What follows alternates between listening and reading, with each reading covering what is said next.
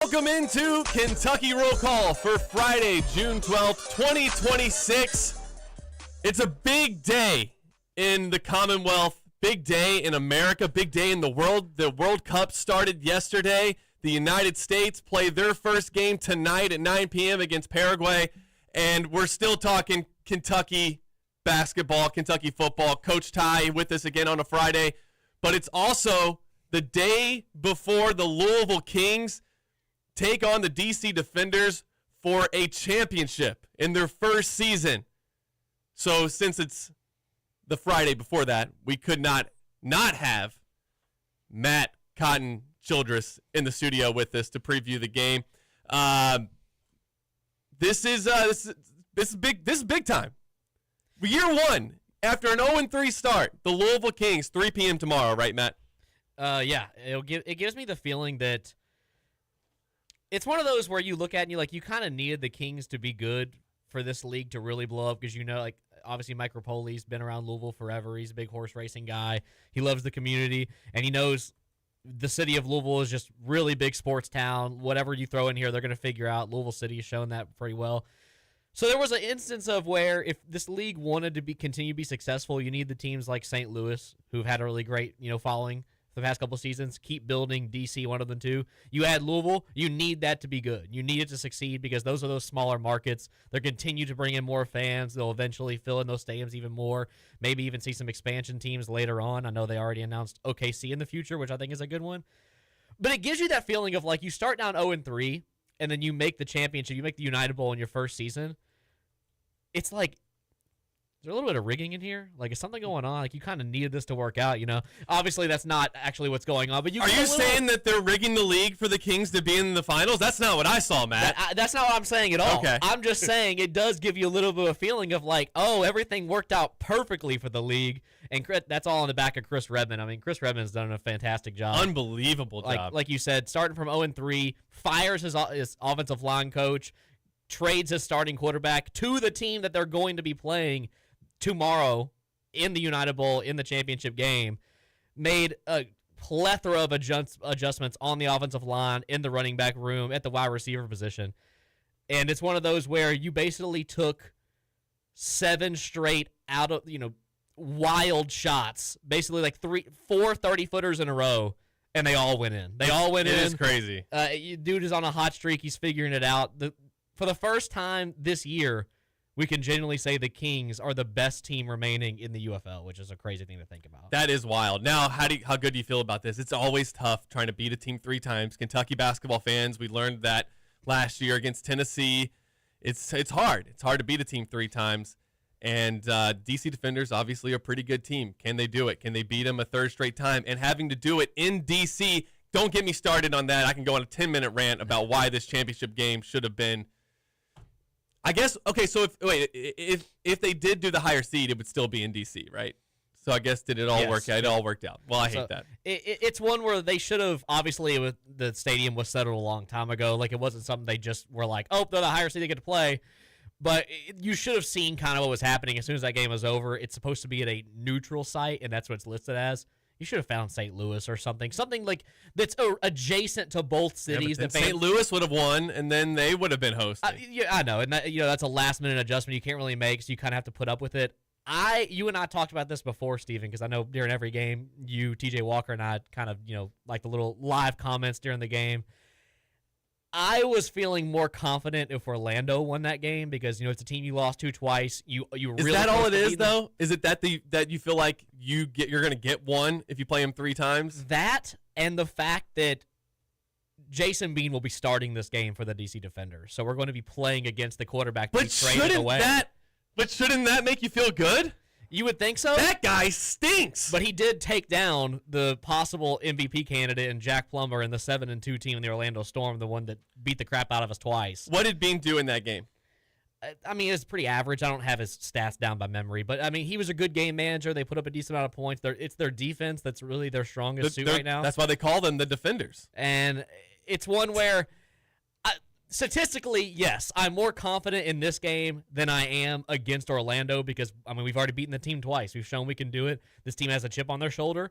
But you're also thinking on the other end, if you're a DC Defenders player, saying, these guys have gotten us twice. We can't let them sweep us, especially in the championship game in our home stadium. So it's one of those, like you said, Steven, where most of my anxiety about this game is like, gosh, it's just so hard to beat the same team so many times in one season. Are you nervous about it? I mean, I wonder about like how invested people can get when the team's only been around. You've only watched 11 weeks of Louisville Kings football. Are you feeling the pregame anxiety? Not the anxiety. I'm feeling almost full excitement for this game. Yeah. I'm at the point where after you made the playoffs, okay, you were playing with house money. Yeah. That was something. But you're right here. They may never get back here again. You're right. It's not a guarantee. Anytime you get into a championship game, I talked about this with Kentucky's 2011 team, that even though you had that great class coming in with Anthony Davis and all those guys, there was still just like, you're right here. You beat Connecticut and you're playing Butler for the title. You just got to get it done because it's not guaranteed you'll ever get back. You're entirely right. There is no guarantees when you're playing for a championship. For me, though, my biggest thing about this season, I'm completely satisfied with everything that's gone on, win or lose. Win, obviously, I'll be even more excited. But I just wanted this to work. Like, I just wanted something in Louisville going on in the spring and summertime. Well, we have Louisville City and racing, but I hear you. I hear you. I love for soccer. 4 weeks, for 4 days, we got some really awesome football in the city. I love soccer. I'm a big Louisville City fan. I'm excited for the World Cup. You and I are big Tottenham fans. Like, we follow it all year. The thing is, there's just something about being able to. There's no breaks. There's no bye weeks. Every Saturday or Sunday, you have a football game you can go tailgate to. Super affordable, super fun for everybody in the family, and it's at a great venue. It's something that when we started this, we started doing 3-man front and all that stuff. All I wanted was for it to survive. I wanted Louisville to show once again that, like, you can put a professional sports team here, and no matter, it could be badminton. Some people are going to buy into it. They're going to be excited. Because I'm always thinking I'm such a professional sports fan. I love the NFL, love the NBA. I want something like that to be here eventually. And to get that stuff, you need these things to work. You need Louisville City to work. You need the UFL to work. You need the bats to work. If you bring something like that here that's meant to be fun for family, it's meant to be things to kind of fill time in the dead periods of the year. You need to make those work before you can say, hey, Adam Silver, come put an NBA team here. It's a basketball city, Or if you wanted to go really out and say, hey, Roger Goodell, you see what we're doing with the UFL? Put something here. Maybe it's a developmental team and it grows. Like that. You need this to work. So I am just so happy and so thrilled that even when they were down 0-3, people were still showing out 11,000 plus. People were still here. You wanted to see this team win. You just saw how hungry the city is for any professional sport. And if you had any questions before about football would never work in this city, it's too much of a basketball town, that is completely thrown out of the window. You've seen how big of football fans people are here in Louisville. Whoa, Curtis Jackson is performing at halftime? 50 Cent? Oh, yeah, 50 Cent is performing at halftime in this game. 50 Cent is performing at halftime. At the United Bowl? Yes. Are they going to broadcast that? They should absolutely be broadcasting that. They definitely should, because it'll be on Fox, so it's their own broadcast and everything. Who's doing the alternate halftime show? I'll be surprised. I think that they'll have to bring. We're united in the United Bowl. Maybe they bring in Kid Rock again for that one. Oh my goodness. But this is really cool. I didn't know they got 50 Cent to do the halftime show. But yeah, I mean, like I do have a little bit of the pregame anxiety. I'm going to go to that watch party, which I'm on the Louisville Kings website. Can I give them just like a little bit of advice? They've done great. The organization has been great. The game day presentations have been awesome.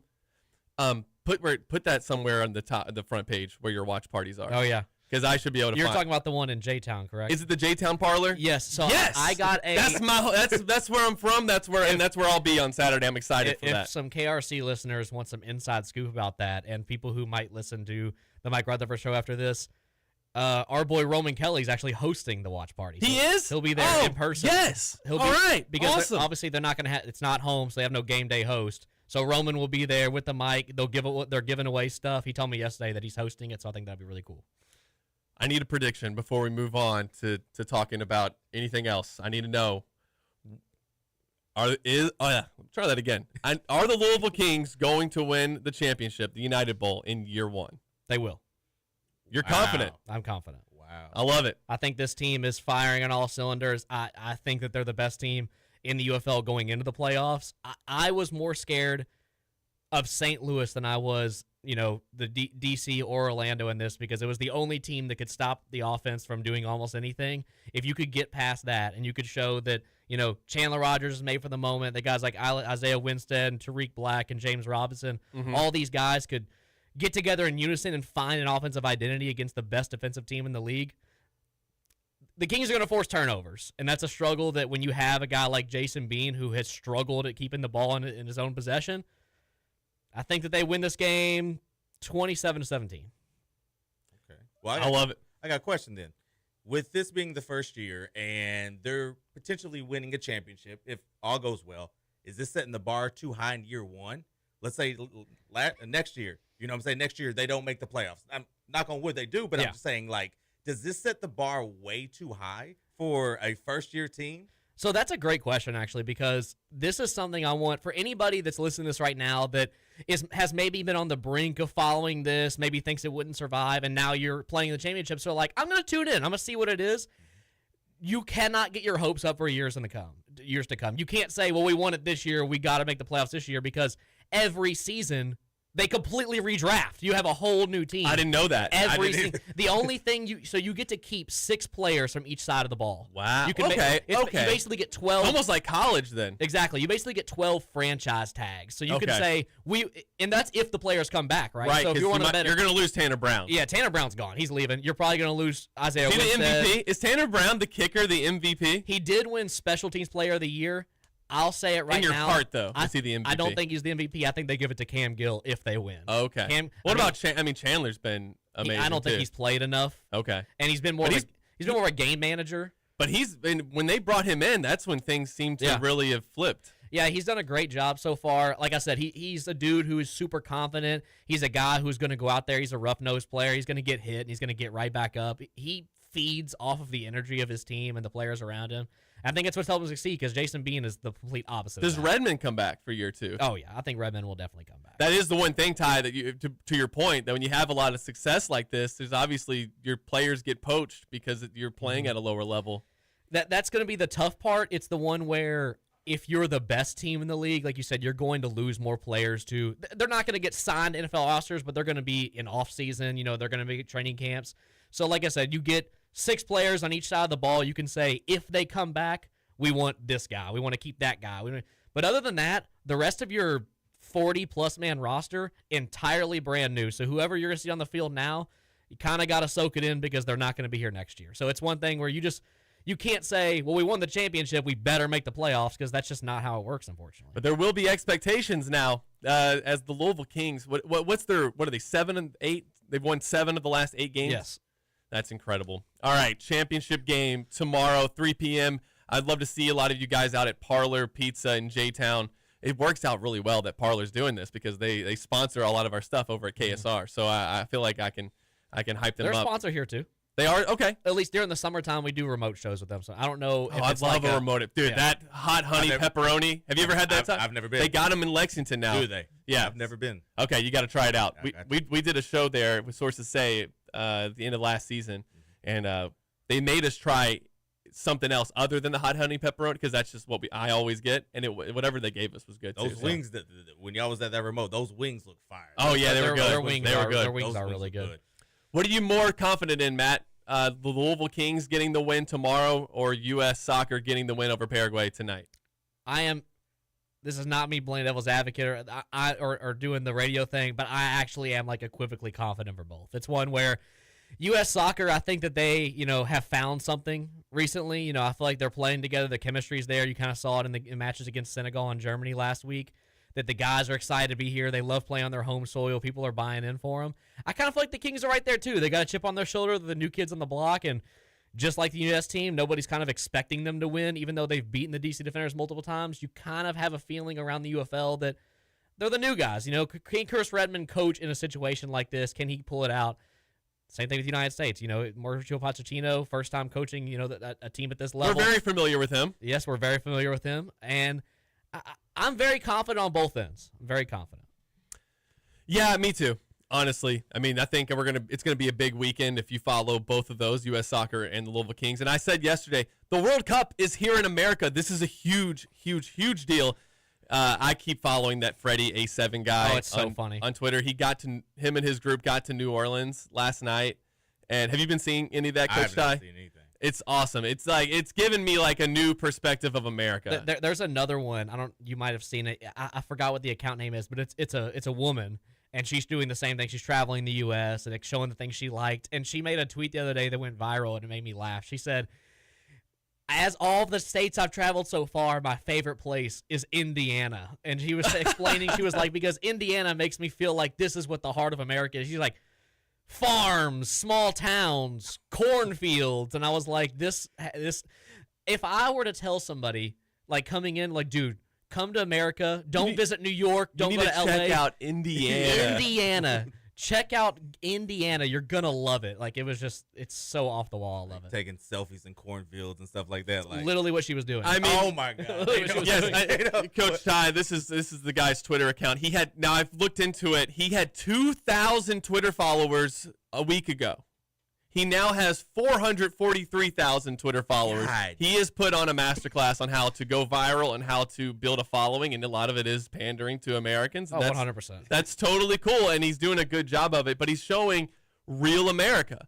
And a lot of people, I think, when they come here, obviously they hit up New York City, L.A., he's like Florida. He's like documenting his order at Waffle House. So he went to Auburn, Yeah. and they were swag surfing going into the second half.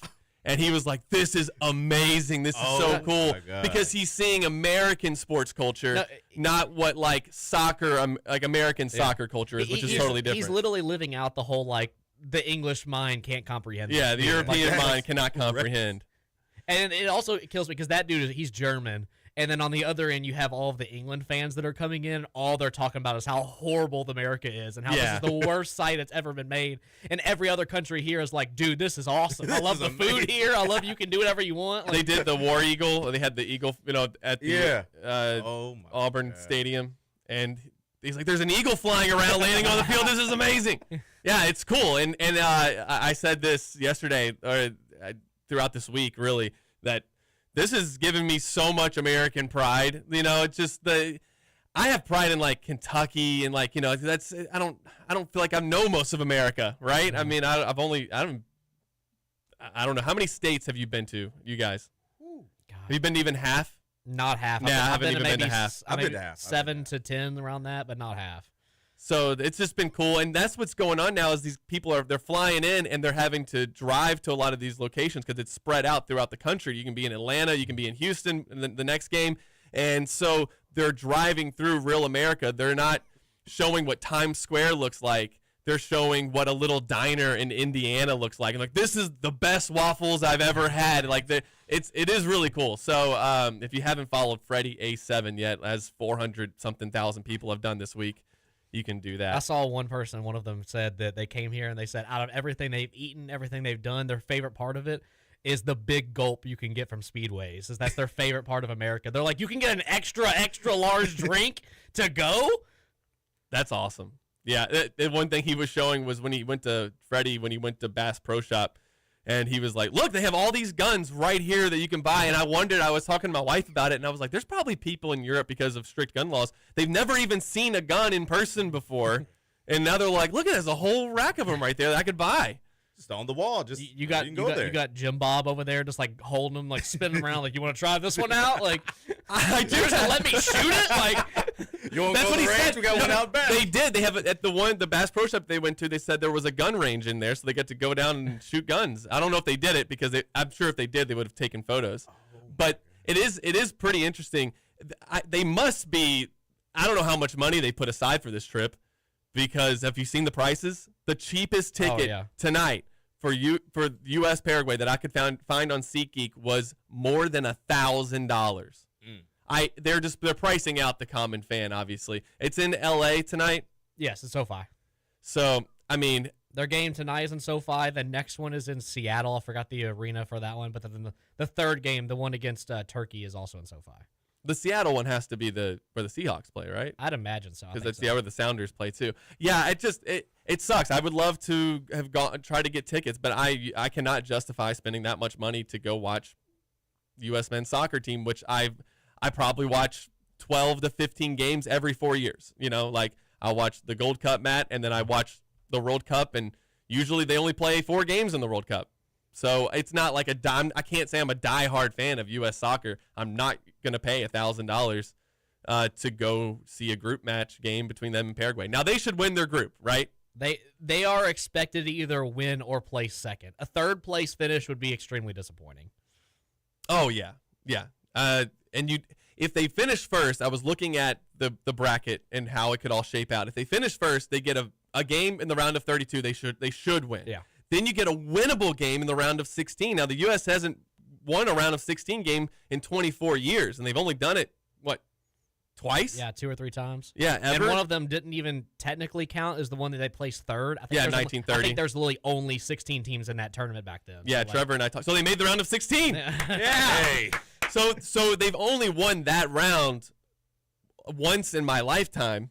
So they'll play a winnable game there, and then that's their ultimate goal is probably making the quarterfinals. I don't know if they can get past anybody, but you never know. When you get to that point, teams could have gotten upset, and it could all play out to where you get a shot at making the semifinals. So it's important that you win today. I mean, really, Matt, they should win all of these games. The only one I would be worried about is the game against Turkey. Yeah. That's a really good dark horse team. They have a really good set of attackers on their team. They're one that a lot of people around the soccer community just love watching. They're they're kind of like Norway, right? Like they're not favored to win the tournament, but they're somebody who like Morocco in 2018 that could come out there and surprise some people. So that's one that I would say don't go into it expecting a 3-0 win. But yes, they should win this group.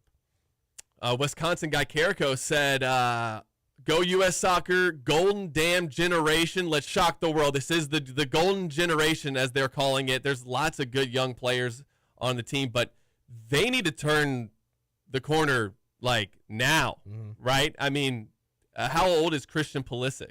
26, 27? Yeah, missing out in that World Cup in 2018 sucked because you had him. He was really young then. He got his first shot at a World Cup 4 years ago, scored a goal. Right, against Iran. If they make almost there, Matt, 27. 27, okay.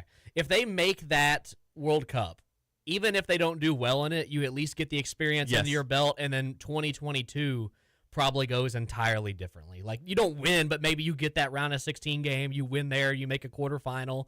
So, like you said, it sets you back 4 years of development at the national level. So this is the one where Weston McKennie's another guy that falls in. He's 27 as well. This is like the perfect time. These guys are extremely developed. Christian Pulisic last season played the best soccer of his life at AC Milan. This season he hasn't done fantastic, but he's coming out of it. Weston McKennie, same thing. He's tearing it up in Italy. Chris Richards having the career of his season of his life at Crystal Palace. Anthony Robinson's probably still the best left back in the Premier League. You got dudes like Malik Tillman who are going to come off the bench who are playing for Coventry. That, I mean, the dude scores a goal every single game. It's one where the most European roster that America's had as far as the guys playing over in Europe, playing at the highest level? It 100% is. Is it the best roster we've ever had, in your opinion?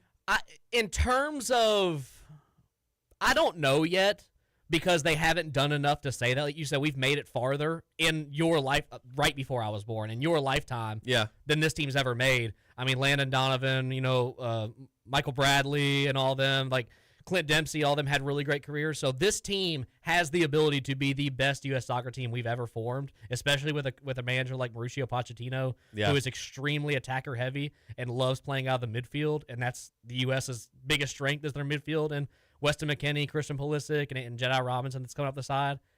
It's one where all of the potential's there. You get the bump from being the host nation. Historically in the World Cup, the host nation always overperforms. Everything is out in front of you. You just have to grab it. That's basically where I'm at. United States takes on Paraguay tonight, 9 p.m. on Fox.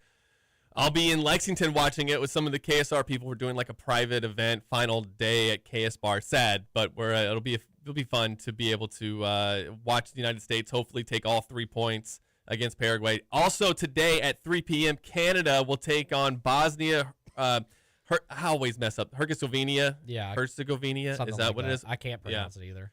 Canada at 3:00. That game also on Fox. In Canada, they pronounce it losers. Canada.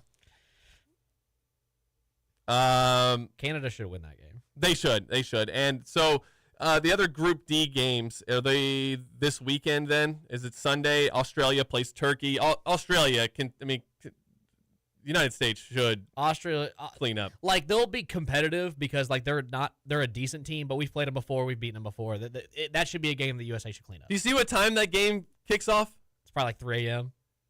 Midnight. Yeah, makes sense. The game starts at 12 a.m. in Vancouver, Canada. So I guess it's 9 p.m. our time. Correct. Probably. Okay. Yeah, Then I guess they're 3 we're hours trying back. to help out the Australian fans there. Awesome. All right, we'll preview a little bit more of the World Cup throughout the show, but there's some Kentucky basketball news that I'll have to keep checking to see when that's coming out. It's not my thing to break, but I think we have some interesting Kentucky basketball news that could be coming out later today. We'll see if that happens during the show, and we'll have Coach Ty here to break it down. Matt, I appreciate you coming in and talking about this. Louisville Kings, 3 p.m. tomorrow. That's also on Fox, right? It is on Fox. Man, Fox is getting it all this week. Man. Yeah. All right. We'll take a break. We'll come back. We'll talk a little Kentucky basketball, preview more of the World Cup and Louisville Kings here on Kentucky Roll Call here on Big X Sports Radio. Don't know how to do it. Tough. When you get knocked down, you gotta get back up.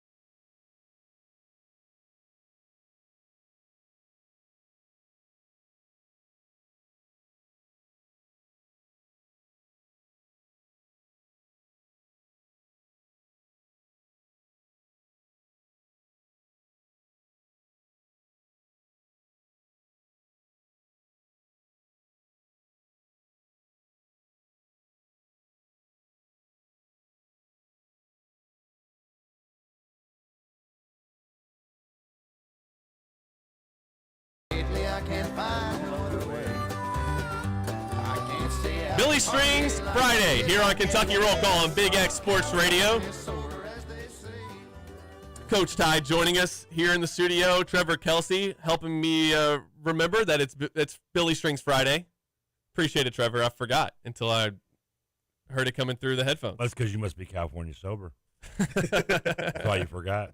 By the way, I want to make a sweeping declaration right now. Yes. My new radio name on the show will be Hot Honey Pepperoni. I like it. That's what I want to go by now from now on this Hot show. honey. Hot Honey Pepperoni. I love it. That's why I want to go with. And I don't know why you all Well, had correct me. I struggle with people's names, and now you're throwing a new name in. I got to figure out how to remember that one. I'm going from bacon to Hot Honey Pepperoni, baby. And you had me wondering, how many states have I been in? I had to do a count. I've done 39. Wow. Which one? Okay, so which 11 have you not made it to? Montana, Idaho, Alaska, Hawaii. Okay, Alaska, Hawaii. Maine, Vermont. Most of your upper New England stuff, and your and like North Dakota, South Dakota. I have not done North Dakota, South Dakota. That's 8. There shouldn't be 2 Dakotas. Well, I agree, but Why are there 2 Dakotas? And, and Montana, I've never been to. It's 9, and then I think maybe Rhode Island would be 10. And Does somebody have a good somebody. reason as to New why Hampshire, we maybe? have 2 Dakotas? Can somebody in the Game Day Men's Health text line 502-414-1450 justify the 2 Dakotas? Why can't they just combine them? And I know people are like, well, That's one there's big 2 plan. Carolinas, but 2 Virginias. I'm fine. I'm fine with both of those. They have have their own cultures. Mm-hmm. You tell me if you're driving through Fargo or what's a place in South Dakota? Bismarck, isn't it? I don't think anyone could tell you the difference. I always forget which one has Mount Rushmore. There you go. Yeah, It's there North you go. Dakota, right? Is it no? I I don't know. See, I just told you. when I was in Wisconsin, we were at Omaha for the thing. I should be there right now. If Kentucky could have just gotten out of that 9th inning and preserved held on to their 9-6 lead that they took into the 9th inning against West Virginia. Trevor, there's a good chance I'm doing this show remotely today from Omaha. Who says I wouldn't be there with you? Then you could be there with us. I've been to Omaha. And when I was there a couple of years ago, Oh yeah, that's why I wanted to go. It was like a 45-minute drive to a mall in, I think, North Dakota, and I wanted to go just to be able to say I've been in North Dakota, but I didn't make it over there. If Kentucky would have won their game versus A&M, I think I would have gone. But I don't know. I'll count up the amount of states I've been to. I did get to. I made it to some Northeast states: New Hampshire, Maine. I think I've been to Maine. Yeah, I've only been up that high. I've gone up upstate New York, and I've come through Connecticut and New Jersey and everything. But I never did like Maine, New Hampshire. Those are the ones. That's my biggest gap. That and the Dakota, like the north central area, Dakotas and Montana. So I've been to Oregon. I've been to I got to get to a lot of places out been west. to Washington. Patrick Murphy says the Dakotas were made 2 separate states rather than one massive state in 1889 due to intense regional, cultural, and political rivalries, as well as their massive geographic size. Thank you, Patrick Murphy. You know what? I still don't think we need 2 Dakotas. I'm with you. I don't. I mean, hey, that's just me, though. Do we even really need Montana too, or Idaho? I mean, I guess I do love me a baked potato, but Yeah, I mean, other than that, does it really have a purpose other than giving us the blue field, which has been like played out by every school now with different colors? yeah. I mean, that's something. That's their culture, I guess. Their blue field in Boise State. I guess no. I was gonna say, have I been to Boise? I have not. I was about to get excited. I was like, maybe I can knock that. I'm at 40, but I'm not. Oh, this was a good question for Matt. It's this text into the Game Day Men's Health text line. Also, Mount Rushmore is in South Dakota. Patrick Murphy is telling us. What's the injury list update for the Kings? I'll try to get that information for you throughout the show. I know they had a guy go down on the offensive line last week, but I think he's back. So, dang, that would have been a good question for Matt. Somebody says FanDuel has a boost where you get USA 1 shot on goal plus 101. There you go. Okay. You know, maybe Sorsby can get in on that. Wisconsin guy Carrico, Trevor on top of it. That new Billy cover was just released yesterday. Hey, Trevor, there you go. Oh, the one. The one you just played. No, that was a California Silver. Couldn't have been. But I mean, he has to be referring to the first song I played. Oh, okay. Which was it says it's from the. I guess it's if you're gonna be dumb, you're gonna be tough. It says it's from the Jackass Best and Last. I had not heard of it. It came up when I just did Billy Strings, and I was like, I like this song. This is pretty jam. So. This text is actually pretty interesting, talking about the World Cup. Guys, how about this Friday fun fact? India has 1.5 billion people and failed to make the World Cup. Curacao is in the World Cup with a whopping 156,000. So what is that, a third of Kentucky? What's Kentucky's population? Anybody know off the top of your head? I couldn't tell you that. God, I'm just so dumb. I mean, just unbelievable. Well, we did see you get 3 on trivia. I think I meant Louisville. Oh, man. I think I meant the population of Louisville, and still could be wrong. I mean, there are cities I've driven through that or been to that have less population, and you could put twice in the Center. I mean, yeah, still wrong. 1.4 million people apparently live in Louisville. Well, I think that just proves that is wild, though. Think about that. 1.5. Well, that just proves, really? Stephen, what I've been telling people for years. What it It's says. all about the size. Yes. Hey. That's okay. It's that the 2024 census has All right, Wimby, it's good to have 640,000 size, people. but, you know. 640,000 people in Louisville, but I don't know. The Google AI said 1.4 million. But yeah, a country of 156,000, and that goes to my bigger point. The United States can't find 11 guys who can go out and win this thing. You've seen Hoosiers. Exactly. They found he had 6 guys on his team, and he only played 4 for second half of a game. Well, like you said, Yeah. I thought everybody played basketball in this state. And there's only like 100 kids that go to school, and we only had 6 of them that played. I think I got the 300-something number because of the 342 million that the United States population is. There you go. Is that what it is? Yes, yeah. Okay. So you can't find 11 of the best players. I don't know. I think it's just it's a pay-to-play sport. You think so? I think that's the biggest barrier. Is the amount of money it costs to get your kid involved in it, and all the money you have to spend to keep them playing at a competitive level, to give them the best coaches. Basketball didn't have that barrier like when we were growing up, Yeah. Ty, but because you're just a little bit younger than me, I think. Yeah, I mean, you went to the park. You went to, And our parks are empty. I Yeah. drive past them sometimes. Like they did this. I forget where it's at. They put in these brand new backboards. They have glass backboards on these courts. Mm-hmm. Is Seneca not the place to go play pickup anymore for good pickup ball? Used to play up at like Hogan's Fountain and stuff like that when I was a kid. I went to like past Shelby Park, and there's My age of nobody myself. playing anymore. Yeah. And just even 10 years ago, I would go there, and there'd be a full crowd of people. And the thing is, even when I was in Lexington, like toward the tail end of my college career, you would go to the Alumni Center. You would go to KBA when it was there, and at 12 o'clock, and have these, invite only type pickup games. So now these kids don't even do that half the time. And now basketball has got so expensive now. You hire your trainer, then you hire, your strength and conditioning person, and before. I mean, that's why I think the kids before this generation, kind of a little bit on our side, is more tougher. That's just my opinion. I think they're more tougher, than this generation. Yeah, and I think also the way that the game is being taught, and at some of these academies, like I go to OTE, I think they put on a great performance. Like it's a fun atmosphere. I'm not going to deny that. But so much of the game now is, well, let's just look at it like this. And because I would like to get your opinion. I'm talking in absolutes as if I know it. You've coached basketball at that level that we're talking about. These kids coming up that are going to be playing college ball in a couple years. What is it about the development of the game at the younger levels, like even maybe younger than what you were coaching? Like, did you notice a shift? Yeah, because you think, and I love Steph. I love Steph Curry. Steph Curry is Are you one of he ruined the game because he's too good? No, it's these kids see that, Yeah, and now they want to emulate that. Sure. If you think about this, let's put it in perspective. You take a kid that comes straight on the court wearing his slides, and what's the first shot he shoots? A step back three. Yeah.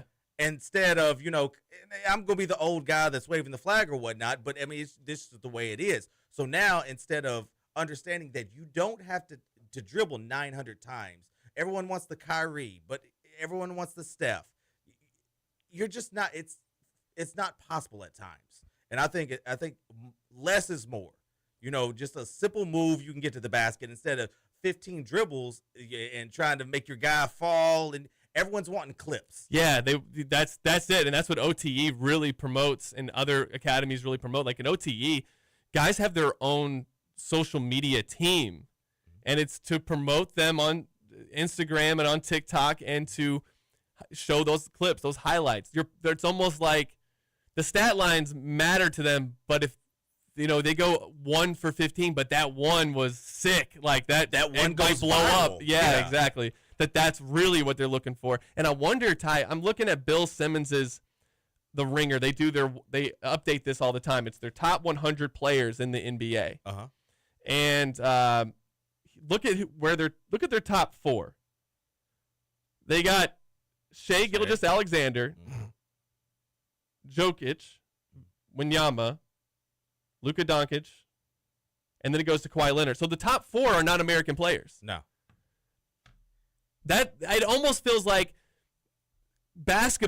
youth basketball has copied what hasn't worked for U.S. soccer in a pay-to-play system, and therefore you're leaving a lot of talent on the table, lots of potential talent, because you've put up a barrier for what the entry into the NBA or entry into your highest levels of competition.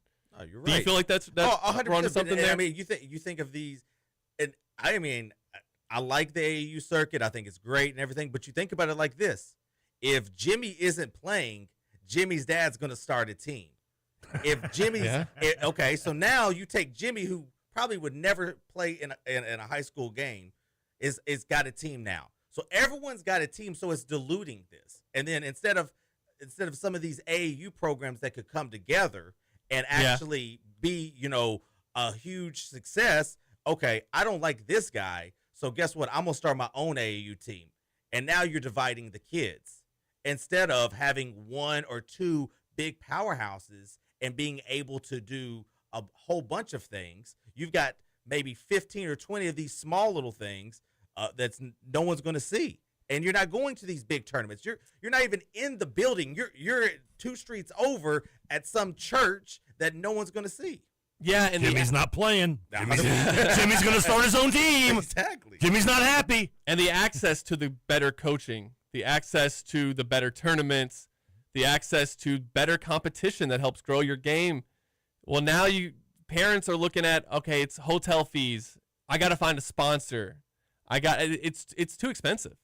And the travel money that you need to have. And yes, some of these kids do get help and they do get sponsors, or somebody who's like, I'll cover the cost. We'll make sure he gets there. But you're still just like the going and playing at the park, like, just doesn't feel like that's happening as much anymore either. Not. That sucks, because that's how I grew up. I loved it. That's how Trevor got his game going. I mean, yeah, I was the guy that had to earn the respect as the white boy on the court. Did you earn respect? I did. I had a Bill Laimbeer game. I earned some respect. I took some bumps too, but I earned it.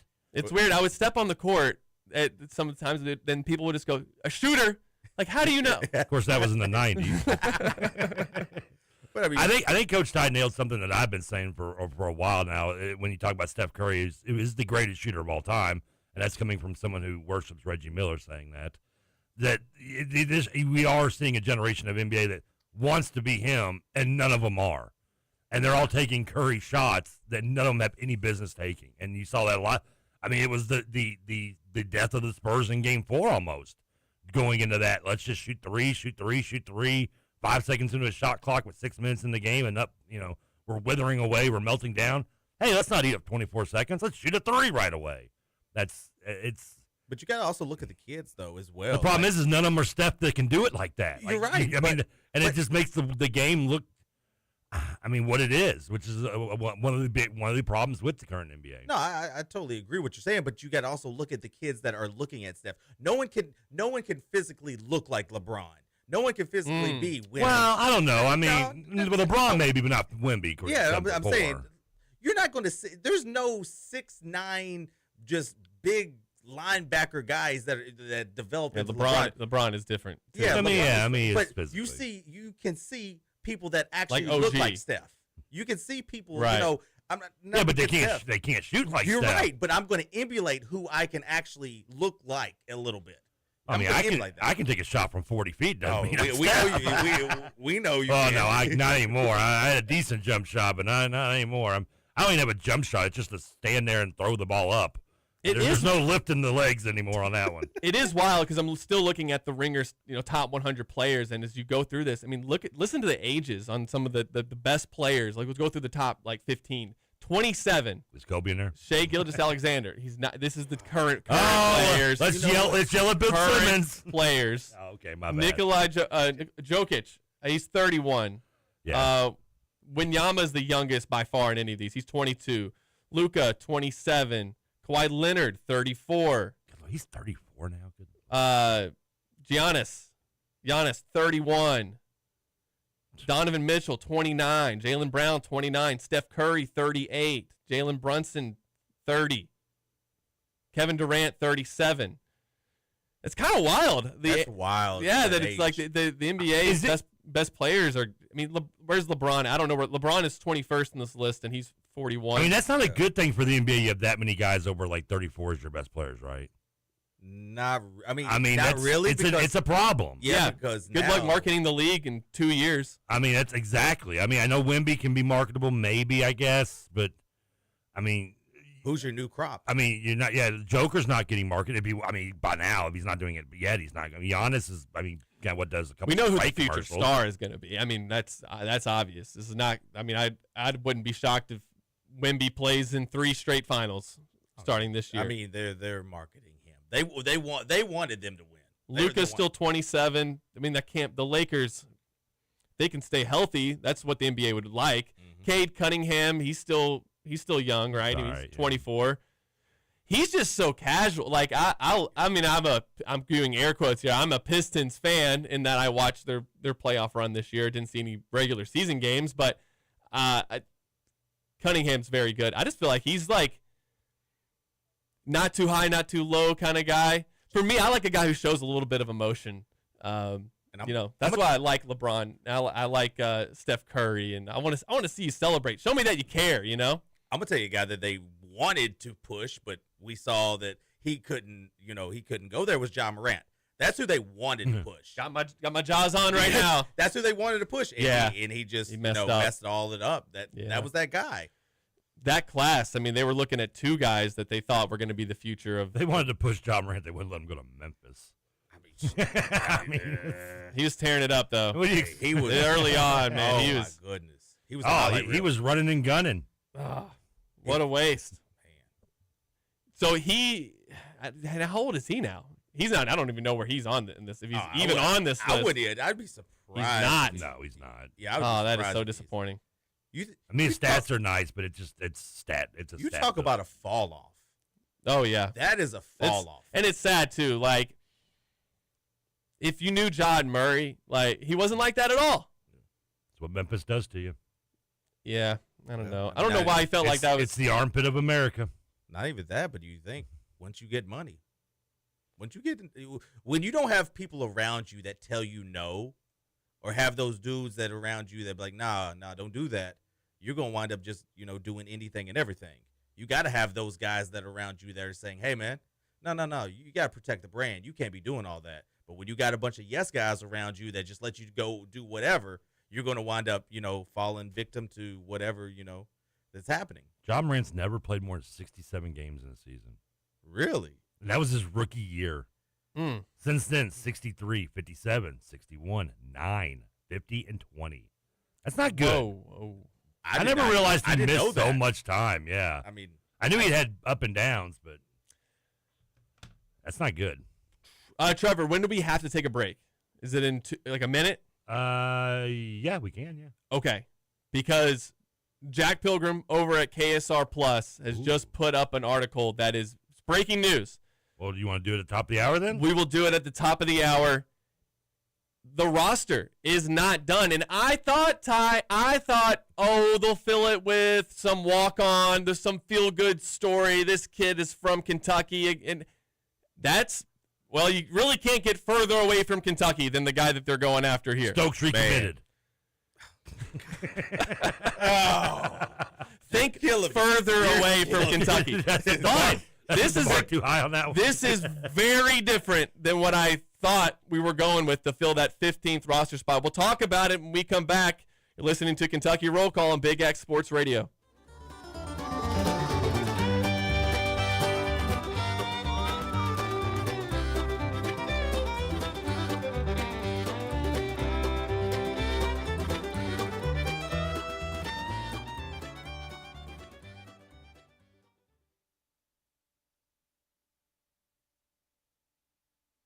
This is Kentuckiana's only local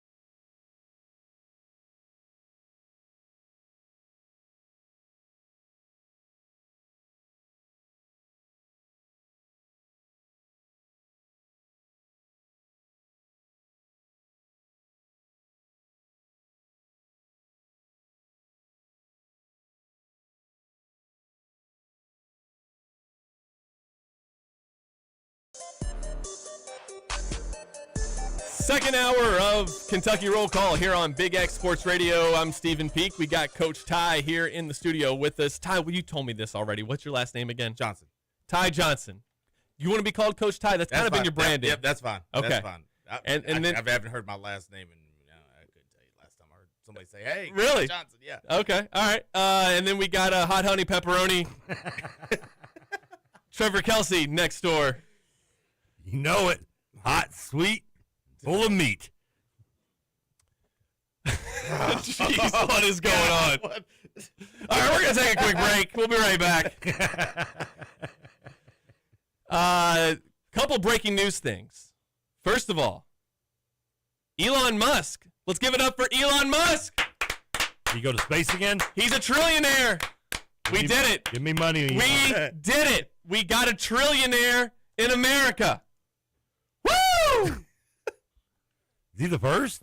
He's the first one. He's now worth over $1 trillion. Isn't that awesome? I thought he wasn't from him. Ain't he from like South Africa? Good for him.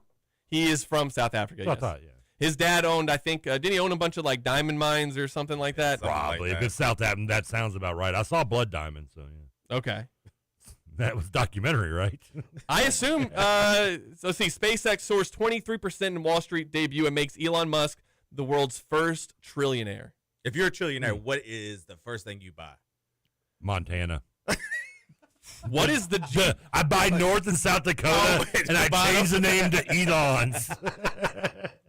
Wait, you got $1 trillion. You'll never spend that. Like, you can never spend it. So what is the first thing a trillionaire would buy?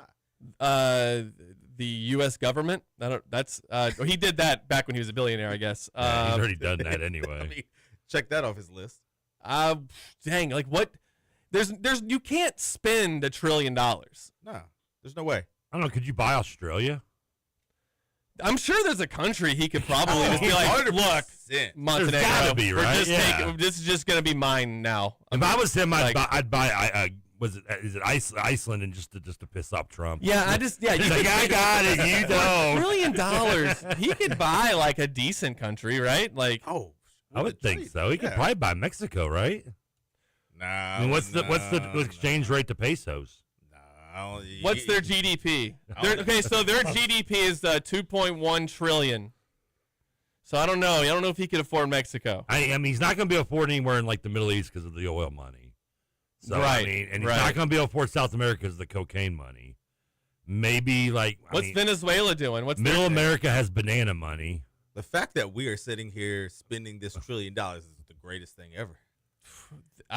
I'm so proud of Elon Musk. I can't tell you. I mean, that's just awesome. From riches to riches. You know, it's just keep going. good for him. I'd buy a new pair of shoes personally. These sandals are annoying. Be the first thing you buy with $1 trillion. Just go buy some shoes. You know what?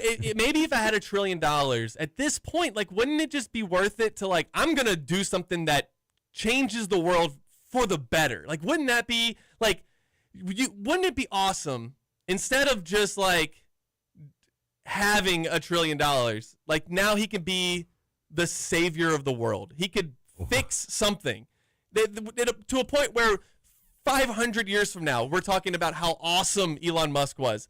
But why is there never, ever that? Why is that thought? It feels like it never comes into their head. That's how they make $1 trillion. I know. I mean, you start giving it away until. I mean, But I'm not even saying, like, it's not altruism. It's not even charity. It's like, this is for my legacy. Because what is he going to do? Like, is he trying to have as much money? Does he think that will eventually lead to him never having to die? Like, he's going to die. He has 1,000 kids. I think that was they're Walt fine. Disney's philosophy. Yeah. I mean, He's frozen it. Yeah. But, like, No pun intended. But a lot of these guys who are real successful, they'll tell you that if I started over from scratch, I'd still be a billionaire in however many years. But even if that is true, like, or let's assume that that's true, well, then shouldn't you be fine with, I'm not saying just to give it out to people, but he could actually do something. Like when we talk about, there's this problem in the world, there's this. Here's a guy who could actually fix all of it, and we could have Elon Musk month. Just fine. We'll build him a massive statue in every city. We'll have a parade. We'll have 50 parades. Oh, now you're making Trump one hate in him every again. state. Now you're pissing on Trump. Wherever you a wild. I mean, seriously, you're making him mad, Steve. Imagine if you could. You know what that? needs to happen?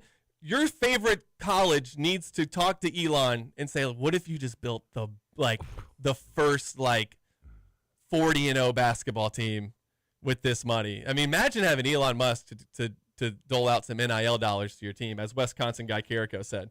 Could you imagine Pope sitting down with Elon and be like, "Hey, listen, let's talk." If you watch South Africa play in the World Cup last night, he's obviously not a fan of sports if he's from there, because you think they'd have bought a better team than they had against Mexico. I mean, he just last night. became a trillionaire. He just got there. Yeah, just give him time. I mean, what's something what if he provided free cable for everybody in the country? That'd be cool. Somebody said Elon Musk has revolutionized rocketry. What the hell else do you want him to do? He offered to end world hunger. But no one took it up without a plan that wasn't just a fraud. Or wasn't a fraud or grift.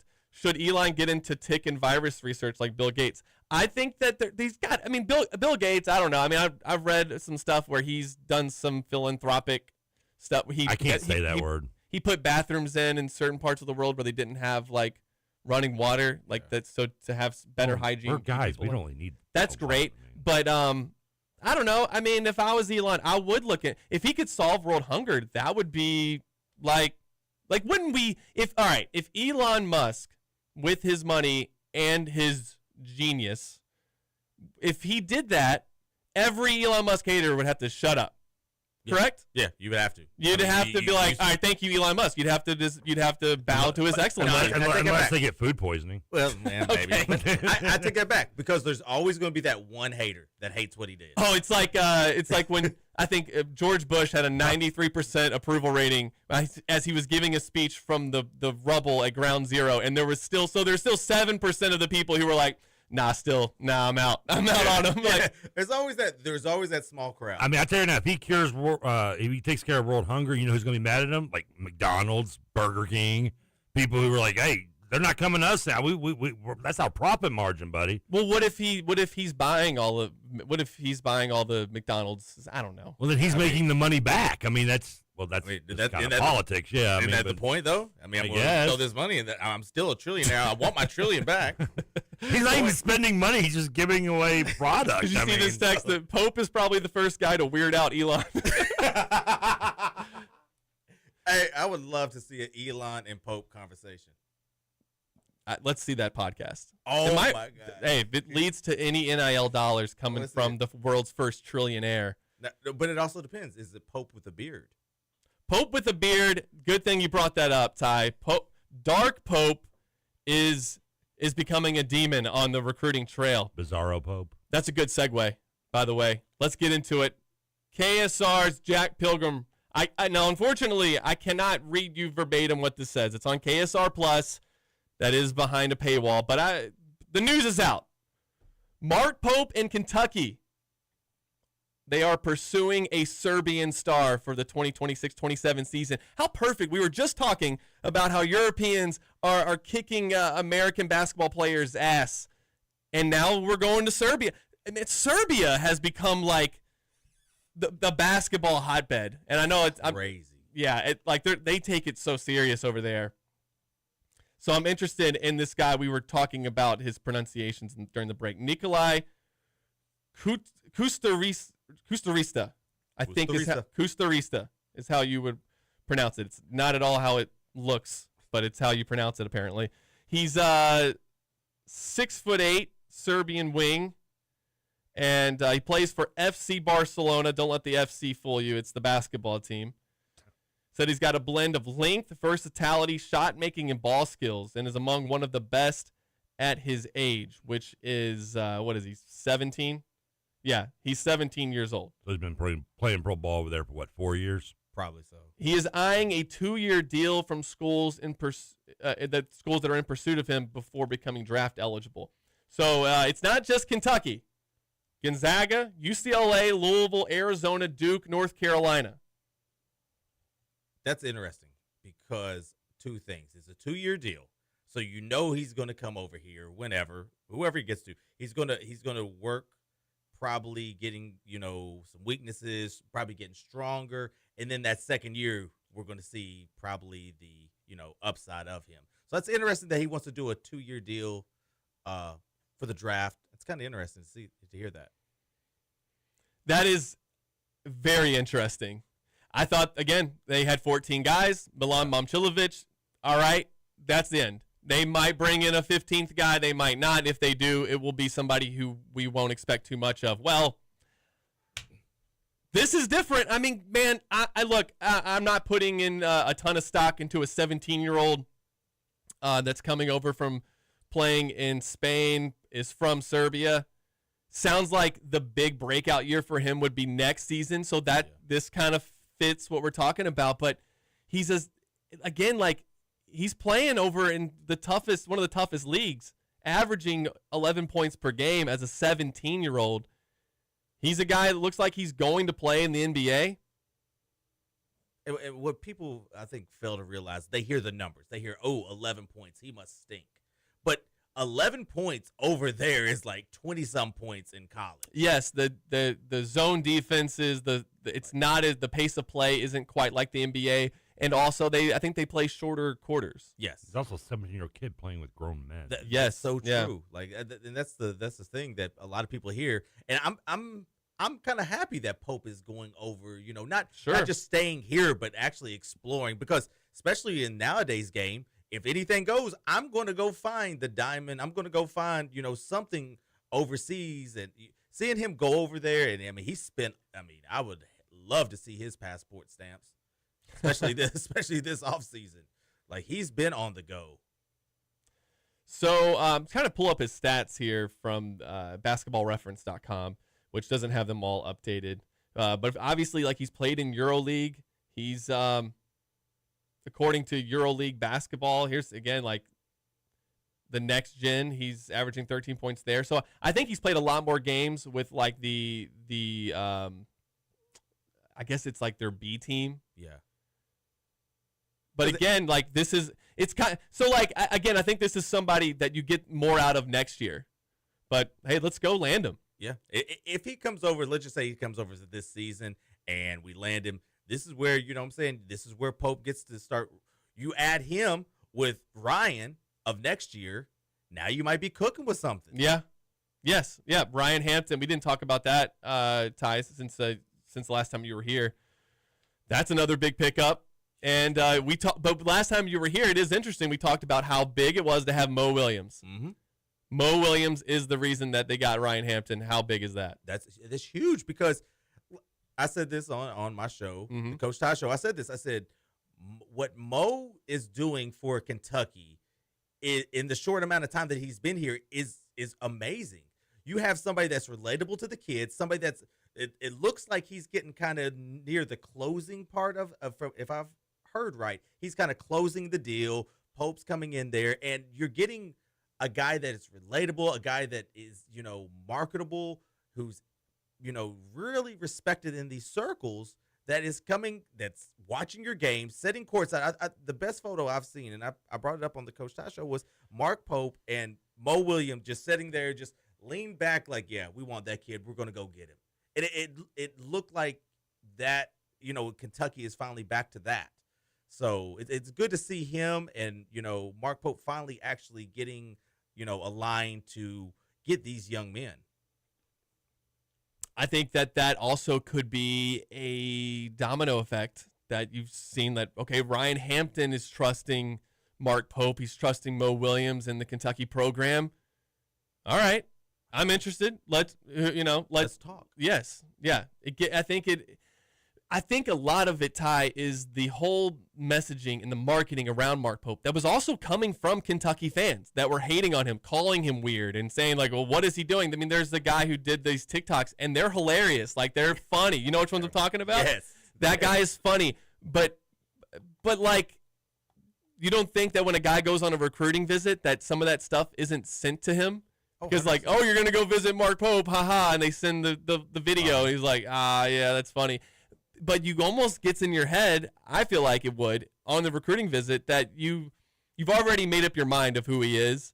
And so then when something seems off, or you might even think like that whole thing was weird because you were already going in with the assumption it would be. Yeah. So I think that getting Ryan Hampton, getting Momcilovic, really did sort of flip the script on how people view Mark Pope. Do you think that's fair? 100%. I mean, it just took that one person to be like, hey, the water's fine. Come on over here, guys. Come on in here. I promise you, it's perfectly fine.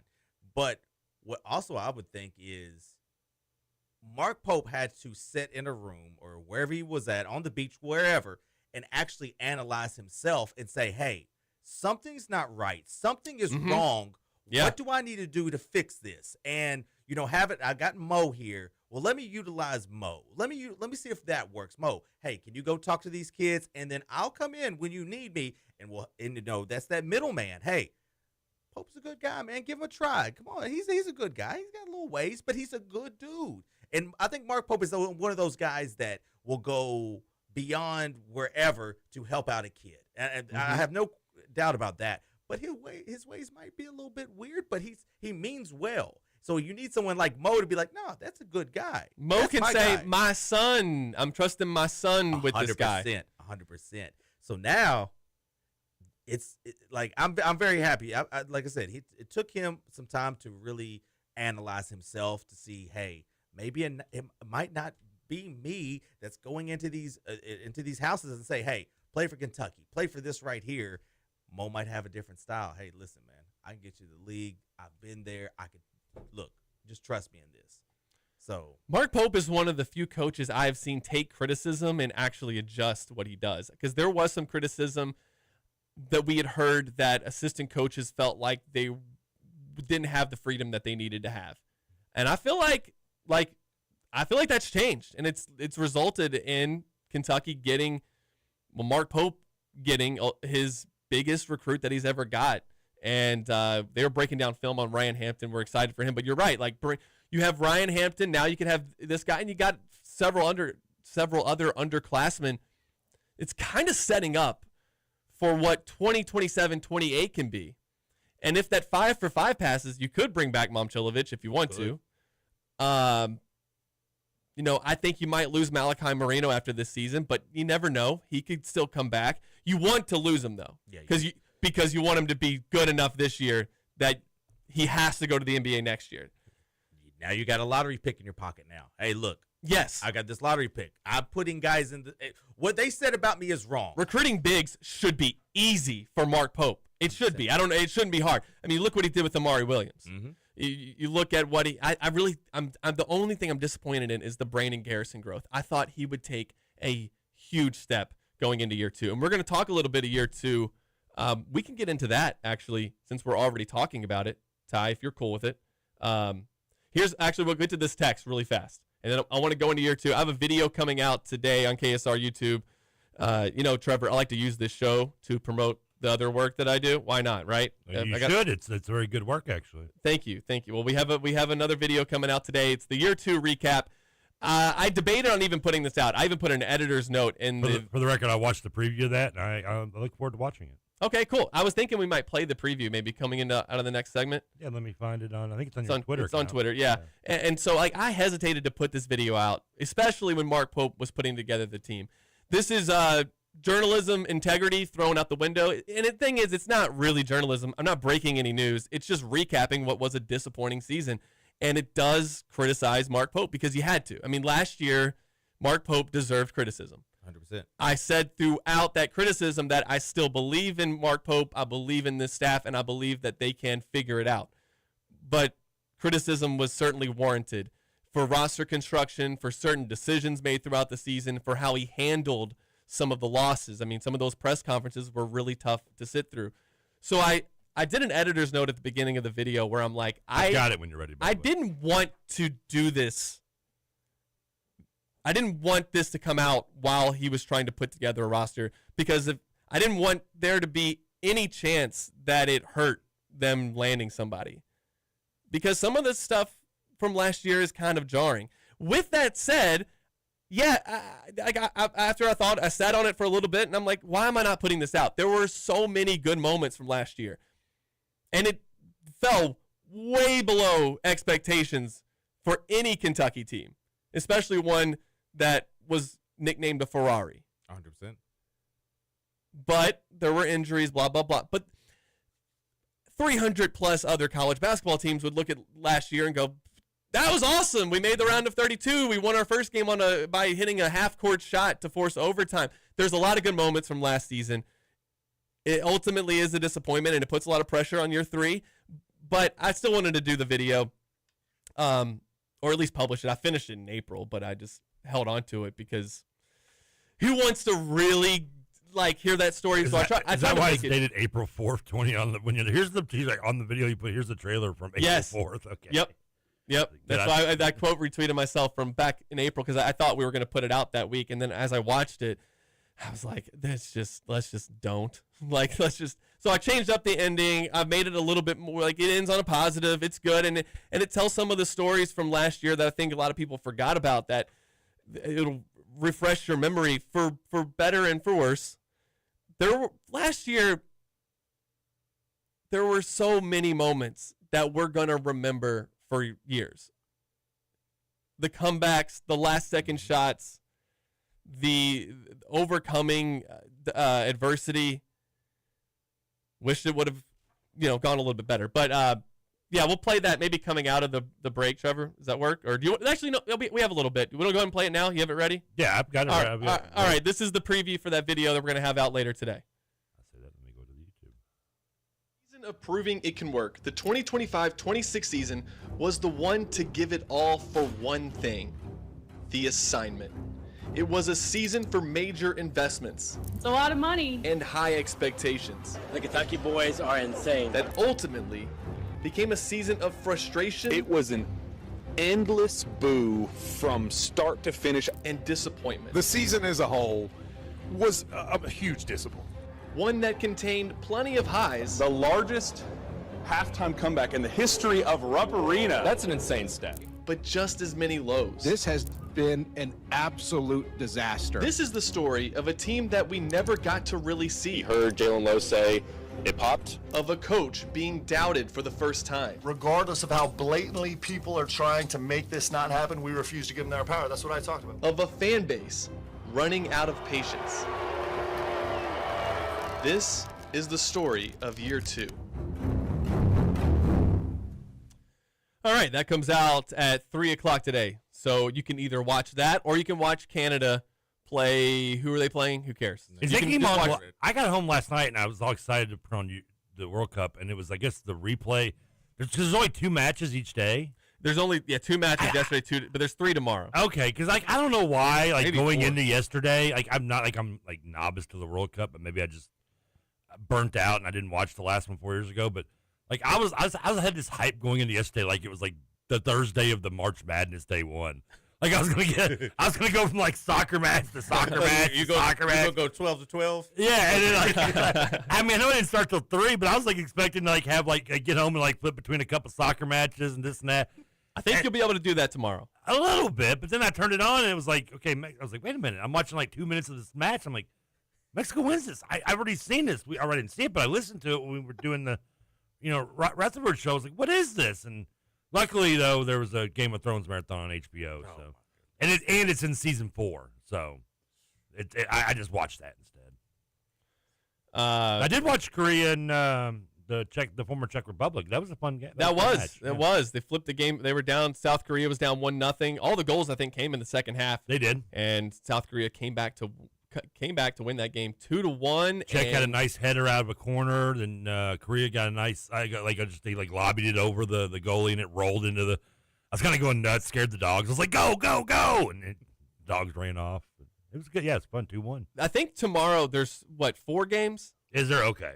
And I think because that one game starts at 12 a.m. See, that's what I'm going for. And I don't have to. It's tomorrow. That's crap. I got to get up early on Saturday morning. I can't watch that. What do you got going on Saturday morning? What do you got to get up so early for? Unfortunately, not unfortunately, but Providence baseball plays tomorrow on Southern Indiana high school baseball. Okay. And I guess the kids don't mind getting up early. I think it's mean to them. They're in school still, but.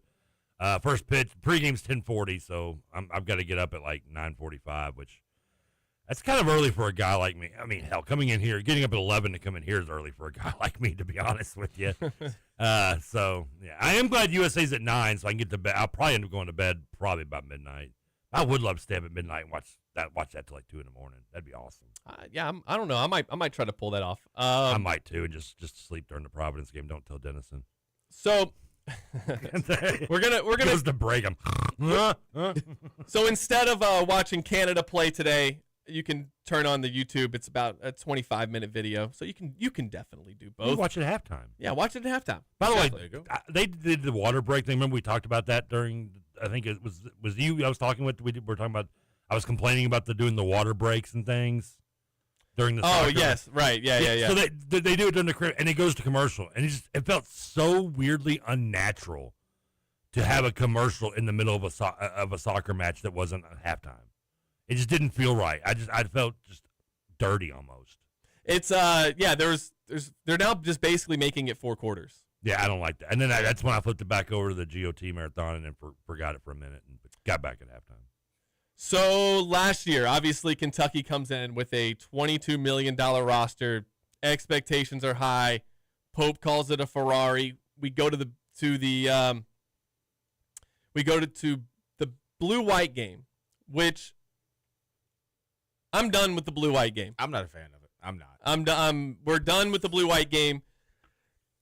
Play the blue-white game for 15 minutes at Big Blue Madness. Mm-hmm. Let's just do that. How about we do that? And then if you want to how about a third exhibition game? I like that. Play a team somewhere around the state. You can still raise NIL dollars that way. Play Pikeville College. I don't care. Play the Kentucky High School All-Stars. I don't care. Like, it doesn't matter the opponent. Just have Kentucky play against somebody that's not Kentucky. Right. When I go to the blue-white game, I'm excited for it until it tips off, and then I realize like how bored I am because there's not really a rooting interest. When a Kentucky player makes a shot, you also feel like, well, that should have been better defense. Why was he so wide open? Mm-hmm. You know, Yeah. if a guy gets dunked on, you're like, yeah, I got dunked on somebody, but then we also got dunked on. That's not good. Do you think the blue things the blue-white game being Kentucky, Midnight Madness, whatever you want to call it, wherever your school is, it's kind of gone by the wayside because we are living in more, as we've gotten older and gotten more coverage, and it's internet and Yeah, there's just more things. Yeah, to like go- that was a to cool go thing to. because it was your first time actually seeing them. Now we see these kids, literally 365 days a year in recruitment. Sure. Yeah. Videos. So it almost does. Unless you're Kansas bringing out Blunt Dog, there's really no reason to go. I think that you're right. I still think the Big Blue Madness stuff they made it like last year's was great. John Wall, coming out. The year before that, Rick Pitino. When Calipari's last few years got kind of stale. You threw me off. I was like, John Wall played in 2010, dude. Yeah, but just take a nap or something for a decade. Hey, he's got some eligibility. Don't worry about it. Yeah. But no, I'm with you. I think it with this age of social media, yes, we do get 24/7 access to all these players, see it all the time. But there's something about Big Blue Madness that's a little bit different. Now, I don't like the blue-white scrimmage, but there's something about the Big Blue Madness that it just, if done right, it's just amazing. It's on ESPN. SEC Network. It's pretty much a great marketing tool for every recruit. Yeah, that too. Right. Because it's a full Rupp Arena for a pep rally. Right. It's another thing to show like this is different here. But at the blue-white game this year, the whole season pretty much came to a halt right away. Jalen Lowe runs into Otega Owe's shoulder and dislocates it, and that was the biggest story of the season from that point on. We are going to go through the rest of year 2 and talk about some of the highs, some of the lows here with Coach Ty. When we come back, final segment of Kentucky Roll Call coming up here on Big X Sports Radio. Keep churning while my poor heart is burning. Muddy water, take my pain away.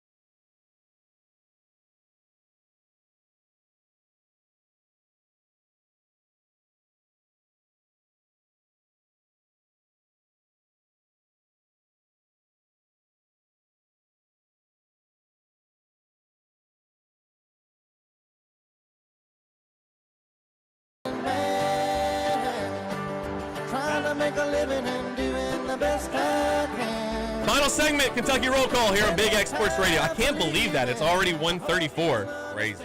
90 minutes until the Canadian. I was just showing the video to Ty what the crowd looked like in Canada with the Canadian fans and the Bosnian fans. Hey, Trevor. Yes. What's going on in the Rutherford show? Why are you misquoting Ty?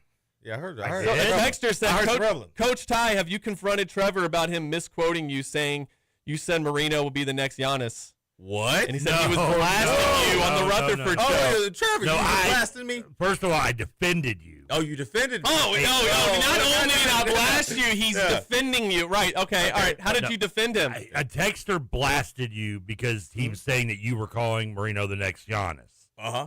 And I said, that's not what he was doing. I said he was comparing me to Giannis in his way of as a big man who could run the court smoothly and do some of those things like he does athletically. I said he wasn't. He was just doing that as a comparison, not saying he's the next Giannis. Is that appropriate or is not? Did I misquote you? Well, Well, who's misquoting who now? Was it Yeah. the texter misquoting you? Because I knew to remember you saying the two names in the same sentence. I and- said this is exactly my statement. okay, good, because I was kind of Yep. blacked out at the time. Yep, that's fine. I said where I want Marino to be is where Giannis can put the ball on the ground. That's kind of where I want. I want Marino to be able to put the ball on the ground. Giannis, Marino, two separate players. Just make this clear. Yeah. Well- So, Mr. Texter, you can text back and apologize if you would like. I'm more happy to. We can have a great conversation. But no, he is not like Giannis. Never will be like Giannis.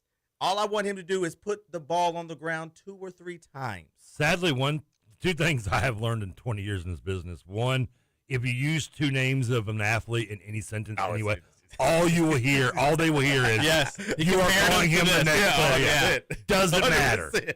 Doesn't matter at all. Alex Wilkins could be the next Kobe Bryant. Oh, Maybe one of the top 50 players all time in the NBA. I mean, you could just be like, Milan's got a C in his name, just like Kobe does.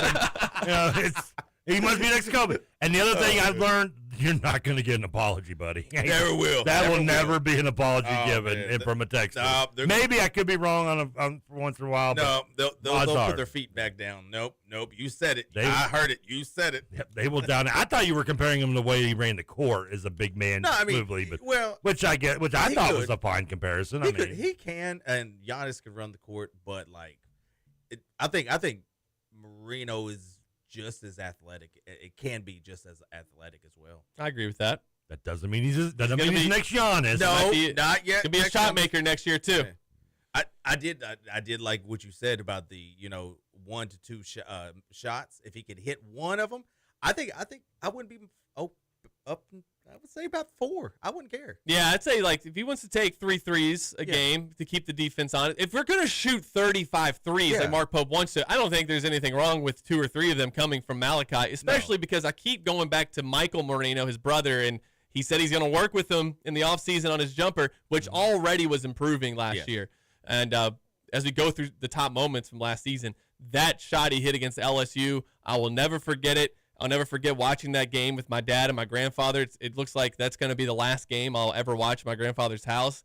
That where I watched, I don't know, hundreds of games, and so I'll never forget that. But what a moment for Malachi to be a freshman, to be able to make that catch, turn, and shoot in a game where if Kentucky loses, as we're going through the story of year 2, it gets off the rails if they lose that game to a bad LSU team. It was going. The wheels would have fell off then. Yeah, you go to Tennessee, and even though they came back in that game too, dude, they wouldn't have had the mental fortitude, I don't think. And even though they had come back against LSU, down 17 to Tennessee, they probably just lose by 20 plus. I mean, you agree with that? 100%, because what just happened at LSU? Then you're going to Tennessee. You're already down. I mean, you already been beat up. Now you're going there, and now you're getting thumped.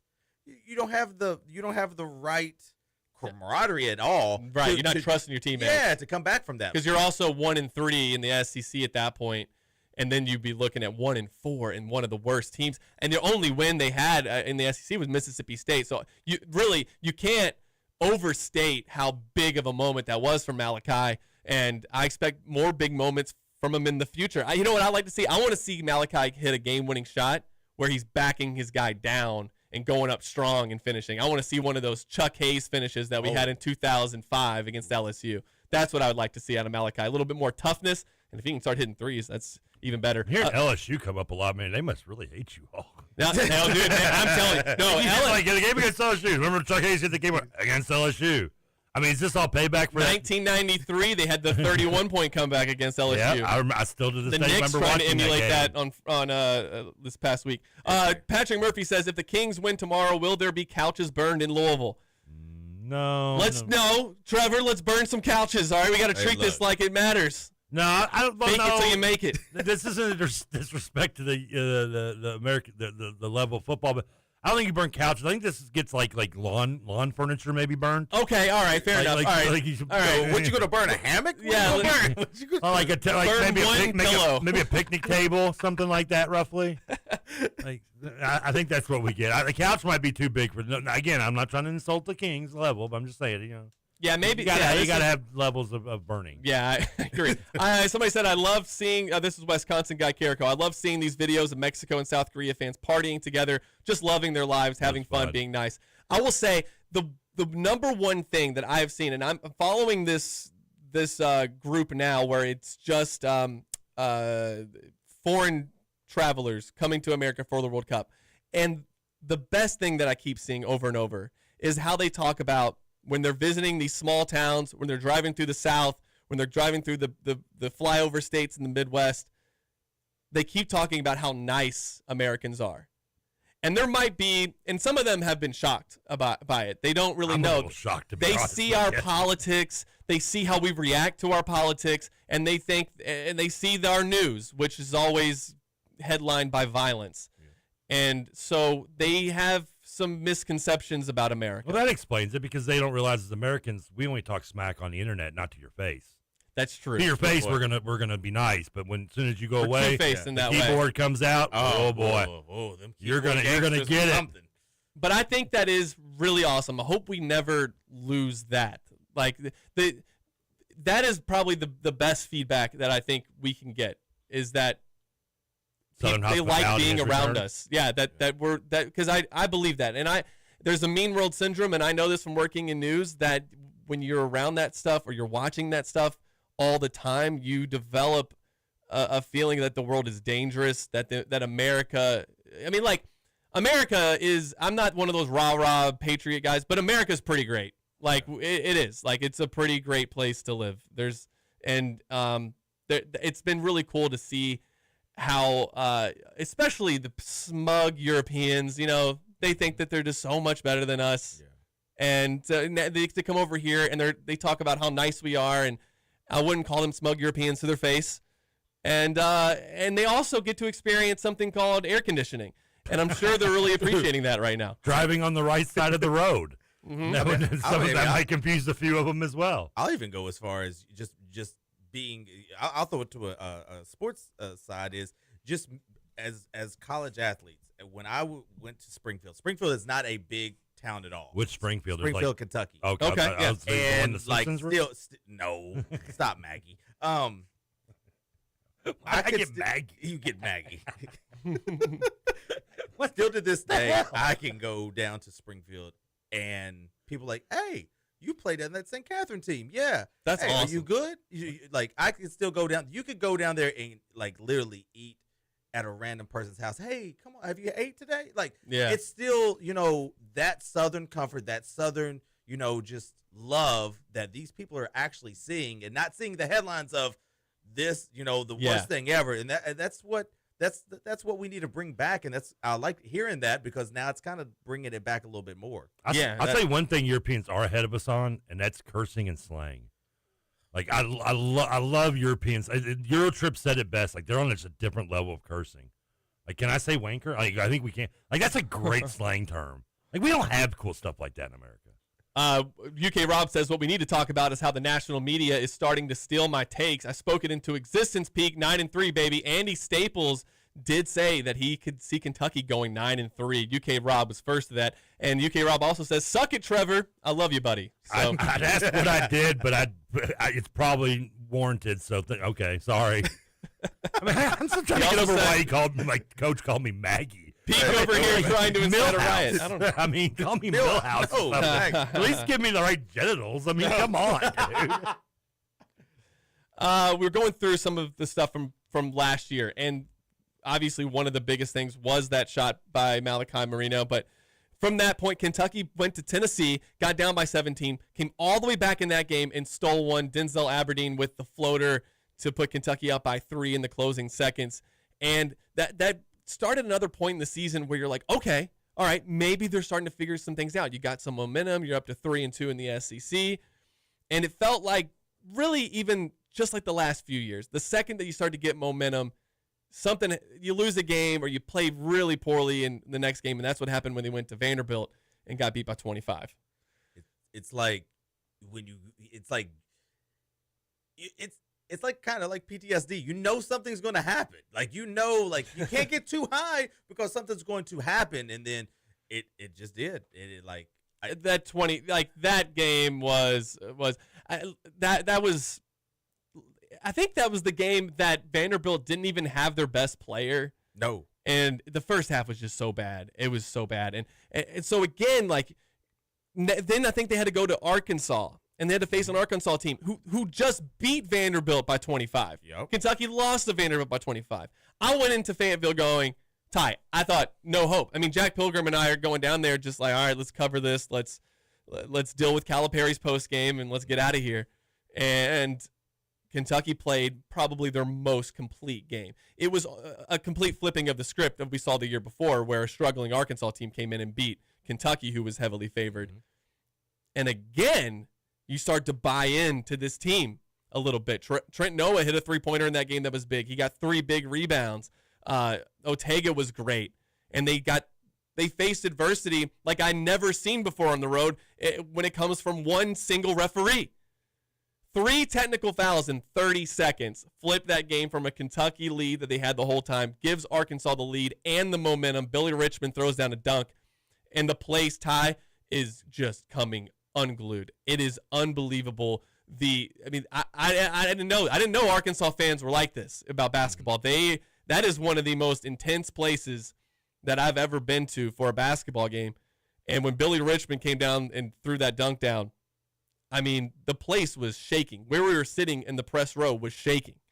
And in my mind, the game was over. There was no way that, I mean, this was now Arkansas's game. Yeah. There was no way Kentucky was going to be able to pull it out. And for them to do it was really, that's one of the more impressive wins of the Mark Pope era. I was shocked. Like I watched y'all the pregame, where he was talking. I watched all and going down to Arkansas, I was like, man, Cal's just gonna rub it in. Like they're already, Mm-hmm. I thought he was gonna run the score up. Oh, I did too. I thought it was gonna be in my opinion, I thought it was gonna be a 30 to 50 point win. I'm like, there's no chance Kentucky wins. And then I was like, whoa, they have a shot. And they would and then, like you said, the dunk, I was like, okay, well, there it went. All right, I thought. But then it was just like they just started chipping. They just started going, and then I was like, whoa, what just happened? I mean, I was shocked. And so then they come home, they play Oklahoma. Brandon Garrison has a big game. They win that one. Then they face Tennessee on Denim Night, and if you're thinking you're not going to do it again. They got down by like 15 points once again. And so okay, they can't keep coming back and beating these teams. Eventually, it's going to catch up with them. Not that night. Colin Chandler comes down, hits the 3 late on it. What goes overlooked on that play is Otega Oweh's pass. He drives to the baseline. He's got 2 guys on him, and he has the strength to, while he's jumping out of bounds, to whip the pass around the Tennessee defender's body to get it right into the pocket of Colin Chandler. It's the perfect pass. Colin catches, shoots, buries it. Kentucky goes on to win. And that set them up to go to Florida a week later with a chance to take over first place in the SEC. Of course, Florida just a little too good that day. Kentucky tried. I think they lost by 9, 92-83. They bounced back, but there again, Ty, was a moment where, despite all the injuries, despite the start to the season, and despite maybe some poor roster construction, Mark Pope had his team rolling. He did, and that stretch right there, like even the Florida game. I mean, they lost, but they actually played really, really hard against that Florida team. Yeah, they played really hard, and Florida was just better that day, and they were better, but like Mark Pope had those guys rolling, and I'm like, okay, well, hey, there's something here. There's something here. They just couldn't quite. Because right after that, now you look at the schedule and you go, okay, we lost to Florida. That's all right because we got 2 very winnable games coming up. We should win both of these. Georgia at home. Haven't lost to Georgia at home since 2009. Whoops. Make it 2026. And then they go to Auburn. And Auburn really was terrible.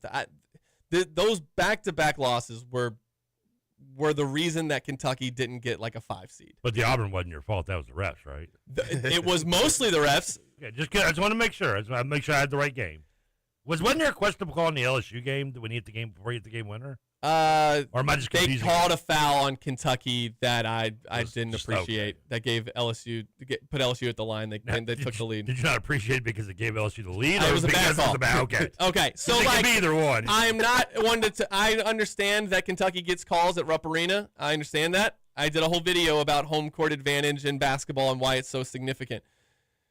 At Auburn, it was significantly bad. It was an outlier that year for how bad the officiating was. And it was highlighted by one play, and it was the Colin Chandler push-off.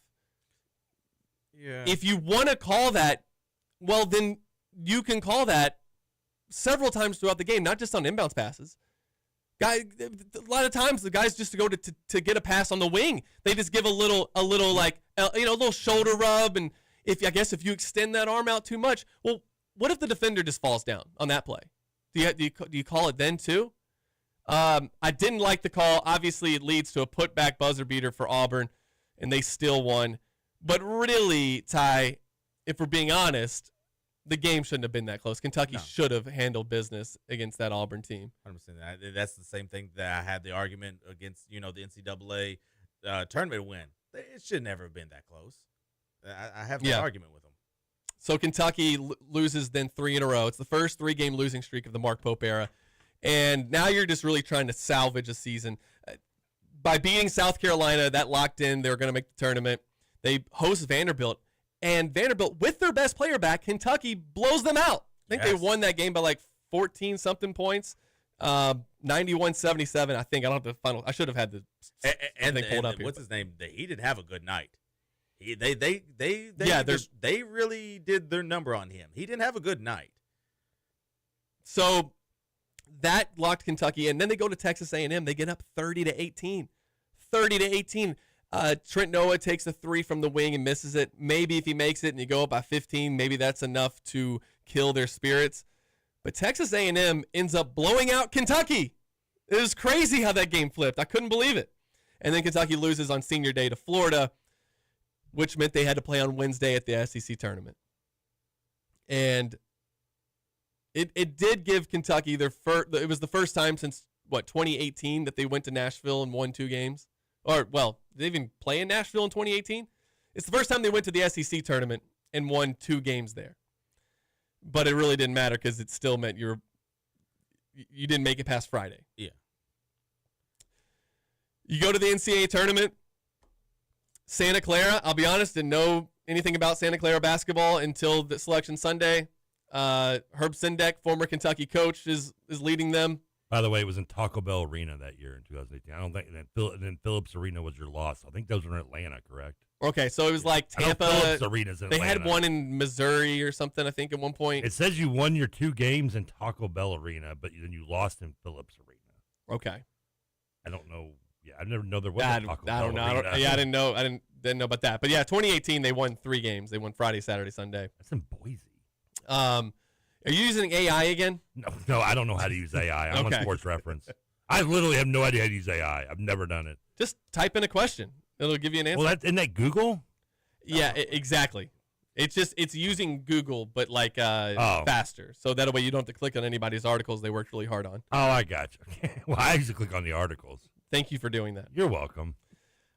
And Screw then we Skynet. have one of the most memorable plays, I would say one of the most memorable 30 seconds of Kentucky basketball Yes. that I've ever seen. And I know that you end in the round of 32. If they have gone to a Final Four, obviously the Ortega shot then is taken to another tier as far as Kentucky basketball. Sorry to interrupt you. I was looking at your NCAA tournament schedule. There you go. Scott's Trade Center is where you played that SEC tournament that year.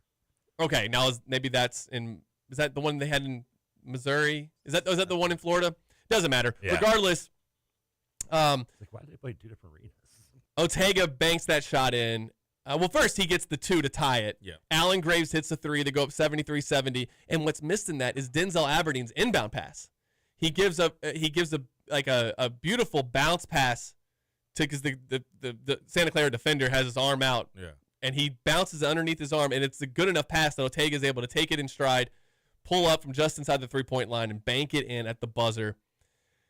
Ty, what were you doing in that moment? Where were you watching? I was at the house, and I was just like, I was standing up, I was standing up. Thinking the like, season's over. Yeah, I'm like, all right, well, yeah, here we go. Let me just go about my business. And he hit it. I was like, oh my God, he hit it. I was hyped, but then again, I was like, man, like, come on, guys, we could have.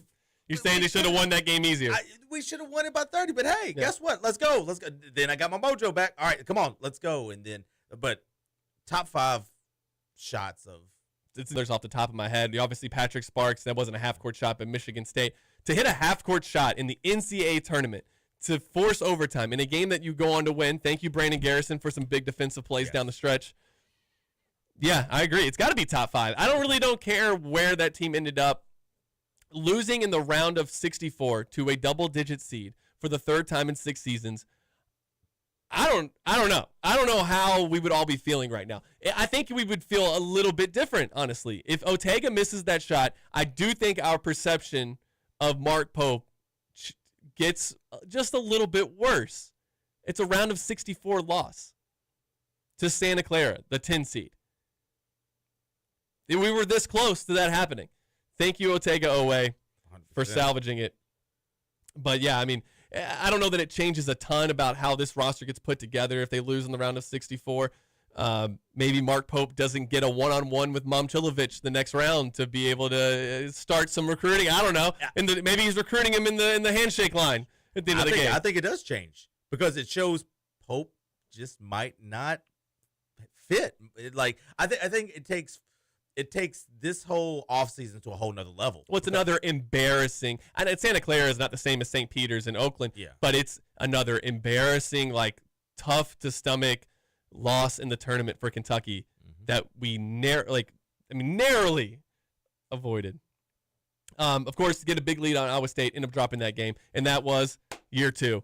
Ty, before we go, year 3, how much better? I think we're head, shoulders, knees, and toes better. I do. I mean, you can't once you hit that bottom, and I think it's the bottom. This better be the bottom. Yeah, we're at the bottom. We were at the bottom. This is the worst our bottom is better than most people's best. Oh, 100%. Now we're not like fire whatever, but we're at the bottom. It's only up from here. I mean, what else can they throw at us that we haven't handled so far? As Eminem told MGK, my biggest flops are your greatest hits. 100%.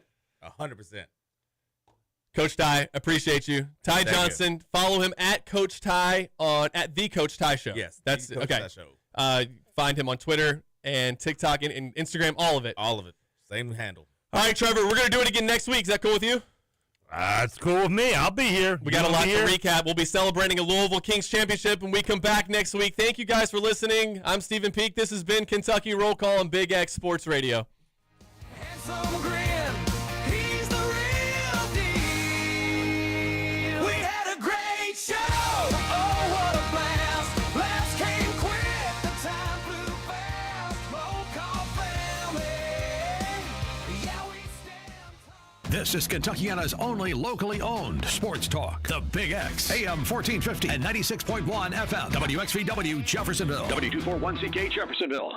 Calling all young golfers. The PGA Junior League at Old Capitol Golf Club is the perfect way to learn the game, make new friends, and compete in a fun, team-based environment. Open to boys and girls of all skill levels, our PGA Junior League is coached by PGA professionals, helping kids build confidence on and off the course. Join the team and experience golf like never before. Sign up today at Old Capitol Golf Club and let's tee it up. Visit oldcapitalgolf.com to register now. Options. When it comes to insurance, that's exactly what you deserve. I'm Chad Hennessy with InsureMax, and I've been proudly serving the Louisville area for over 25 years. As an independent agent, we work with Auto Owners Insurance to find coverage that fits you, not the other way around. InsureMax delivers strength, service, and peace of mind through partners like Auto Owners Insurance. More choices, more options. Call me, Chad Hennessy, at 502-479-4085. John Spears for M&M Cartage. You see those trucks riding down the road with the M&M Cartage sign. You could be a driver or work as a mechanic on one of those trucks. For 45 years, M&M Cartage has been a locally family-owned transportation company, and they're currently hiring those drivers and mechanics. To join their team, go online to mmcartage.com to apply. Headquartered in Louisville with locations in Cincinnati, Indianapolis, Morristown, Tennessee, and Detroit. That's mmcartage.com to apply. T.A. Jenkins and T.A. Jenkins Company, LLC, proud sponsor of high school basketball on the Big X. Call Terry Jenkins at 812-989-7381 for your residential and commercial construction needs. Design, build, or remodel, it's T.A. Jenkins Company, LLC, located in New Albany. Email Terry at tajenkinsco.com. That's Ginkins, T.A. Jenkins Company. The Mike Rutherford Show is brought to you by Everything Concealed Carry. Joe is back with up to 1,000 new and used guns on display, and we pay cash for guns. Visit us in J-Town at 10306 Taylorsville Road or online at eccguns.com. Spice up your office parties and home get-togethers with Salsarita's Fresh Mexican Grill. Enjoy real, fresh food, including their famous craveable queso and chips. Catering is available for delivery, setup, or pickup. Call now. Salsarita.